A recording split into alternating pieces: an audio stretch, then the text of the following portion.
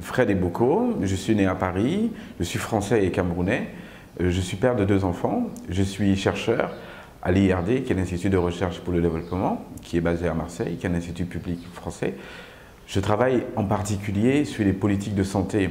en Afrique, sur les questions de gouvernance et santé, à partir de la question du VIH, dans 6 pays africains en ce moment, suivant les approches comparées qui sont ma spécialité. Je suis membre du conseil d'administration de Médecins sans frontières avec beaucoup de bonheur. J'ai été élu en 2010 et je me représente pour un second mandat avec fierté, détermination et humilité.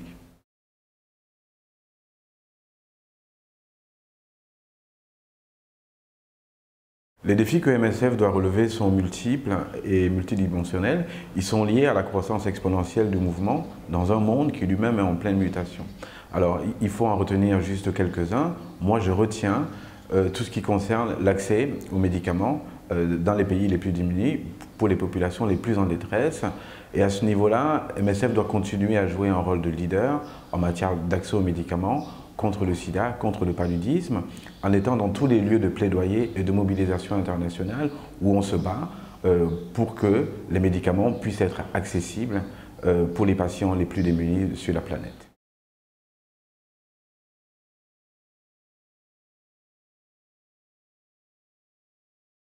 Alors, je voudrais, comme cheval de bataille,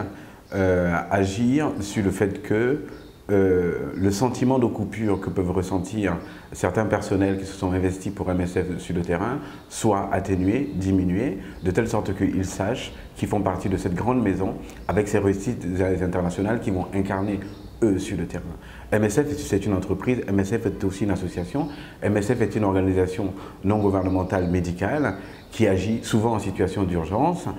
Et à ce titre, il y a des parcours qui vont être d'une très grande variété, mais qui méritent une reconnaissance, un accompagnement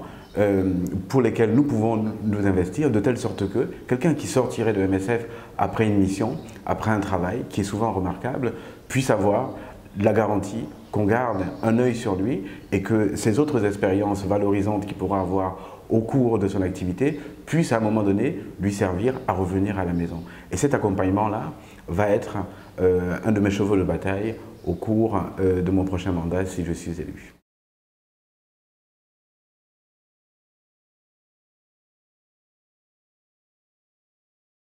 Les responsabilités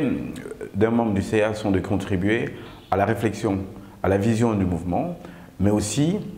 à servir d'interface entre les différents pôles qui existent au niveau de MSF, justement, de pouvoir prendre en compte des questions ou des difficultés qui vont se poser vis-à-vis de l'exécutif, d'avoir de la distance par rapport aux opérations et de proposer des solutions, d'apporter des réponses, de contribuer à la discussion sur l'opérationnel et d'apporter une vision qui contribue justement à respecter l'identité de MSF et aussi à faire en sorte que notre cœur de métier, les opérations, reste la priorité, mais une priorité qui ne peut se déployer que si la réflexion à la base a aussi été pertinente, juste, en rapport avec les modifications du monde contemporain et les différents pôles internationaux qui gouvernent la santé aujourd'hui. Le conseil d'administration de Médecins sans frontières France doit aussi être un lieu de relais de ce qui se passe à la base, de ce qui se passe sur le terrain. Nous avons la possibilité de nous y rendre.